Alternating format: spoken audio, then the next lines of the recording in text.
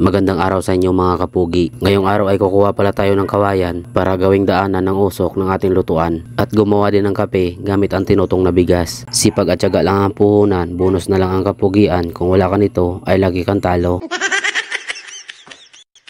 Umagang kay ganda ay umakyat na ako dito sa itaas ng bundok dahil kukuha tayo dito ng kawayan mga kapugi na gagamitin natin daanan ng usok doon sa ating ginawang bagong lutuan. Pababa at medyo malayo ang ating pagkukuhanan ng kawayan dito mga kapugi kasi yung puno ng kawayan doon malapit sa ating kubo ay mga maliliit ang puno. Ang hinahanap ko dito ay malaki ang puno at ang butas nito para maluwag ang daanan ng usok ng ating lutuan. Sakto pagdating ko ay may nakita kaagad ako, ay akin naman kaagad itong pinuputol at binuhat ko kaagad ito dahil nakasabit ang dulo nitong kawayan sa sanga ng punong kahoy. At nung di pa ito natutumba ay akin naman itong ulit binuhat papalayo, niyuyug-yug ito at hinila ito pababa hanggang sa bumagsak at yun napagod ka din. Sinimulan ko na kaagad itong pinutol para madala na doon sa ating kubo. Ang kinuha ko lang dito yung gitna ng kawayan dahil ito yung pinakamalaking butas sa parte ng kawayan at kukuha lang ako dito na sakto lang sa aking dadalhin at tinitingnan ko pa dito kung malaki ang butas nitong kawayan bago ko ito pasanin pakyat ulit ng bundok. At ang nilalakaran ko dito ay madamo at masukal na daan kaya kailangan mong nakabuta at nakalong sleeve ka lagi dahil karamihan sa mga damo dito ay makati at nakakasugat sa balat. At nung malapit na ako dito sa aming kubo ay sinalubong naman ako ng aming aso na hindi ko napansin na sumunod na pala dito sa itaas ng bundok at nakita kong medyo makulimlim na din itong kalangitan at mahangin na din itong kapaligiran kaya ang iniisip ko dito ay parang babagsak na itong ulan. At pagdating ko dito ay naghanap ako ng masandalan ng dala kong kawayan at dito ko lang nilagay sa puno malapit sa lagi kong tinatambayan at pumunta muna ako dito sa agunan dahil nagagatong at nagbubunot ng niyog dito si Bianan kasama ang dalawa niyang pamangkin. Ngayong araw kasi puro paggatong at pagbunot lang ng niyog ang gagawin dahil pag puno na at nakamada na itong sinasalangan dito sa agunan ay kailangan na itong gatungan. Sa sobrang dami ng bunga dito ngayon ay hindi pa sila nangangalahati sa pag-harvest ng niyog dito sa bundok. Kinabukasan ay magsisimula na naman sila magkanggot ng niyog at ang maiwan na lang dito sa agunan ay itong aking biyanan dahil siya ang nakatuka sa paggatong ng niyog at habang nagagatong ay patuloy pa rin siya dito sa pagbubunot kaya akin na muna siya ditong pinalitan para siya ay makapagpahinga naman. At namiss ko rin yung pagtatrabaho ko sa pagbubunot dahil ito din yung ginagawa ko nung sumasali pa ako dito, pero minsan na may time talaga na sumasali pa din ako dahil minsan ay kulang talaga sila ng tao.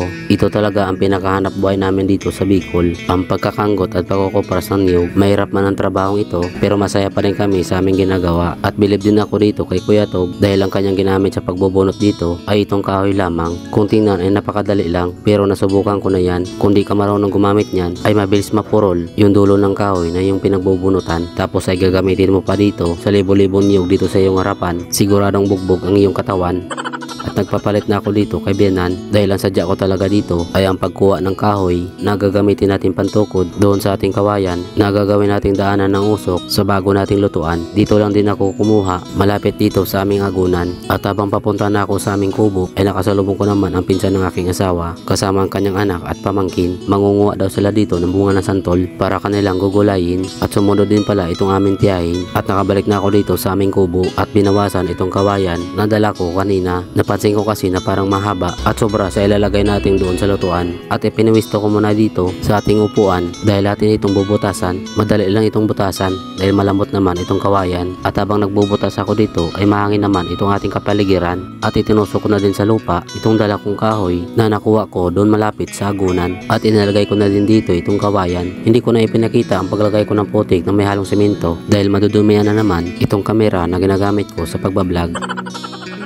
At nagsalang na ako dito ng bigas sa kawali mga kapugi at patutungin natin ito dahil gagawin natin itong kape at para makita na din kung ayos ang pagkakalagay ng kawayan na daanan ng usok. At tamang halo lang tayo dito ng bigas dahil kapag binabayaan mo ito ng saglit ay mabilis itong masunog. At habang naghahalo tayo dito ay pabugso-bugso naman ang hangin dito sa ating paligid at naghanda na ako dito ng mga gamit para sa pagtitimplahan natin ng kape at malapit na rin umitim itong ating bigas. At nung iniwan ko lang ito ng saglit ay bigla namang dumilim itong bigas na ating isinalang.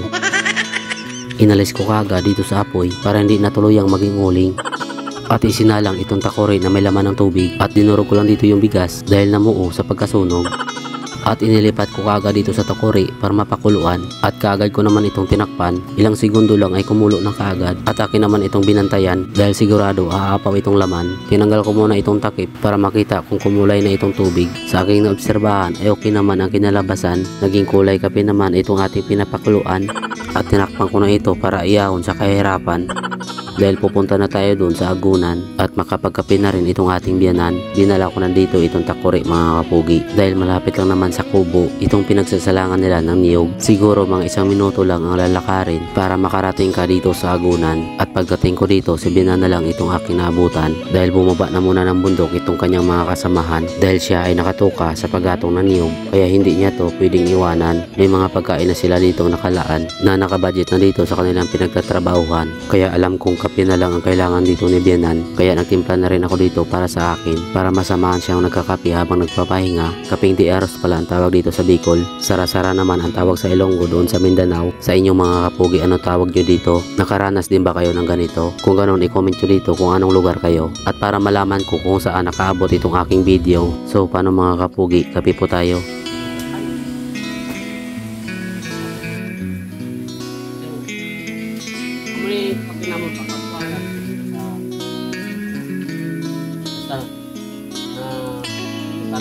Sa mga nakaabot sa dulo ng aking video, maraming salamat at God bless sa inyo lahat.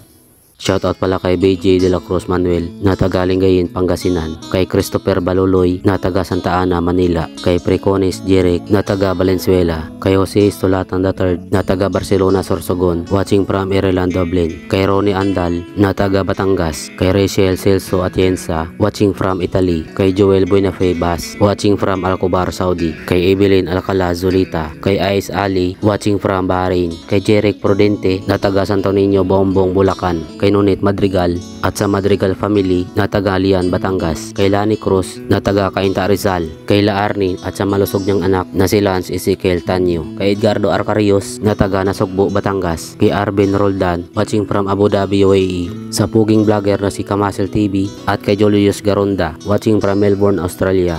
At yun lamang mga kapugi, maraming salamat.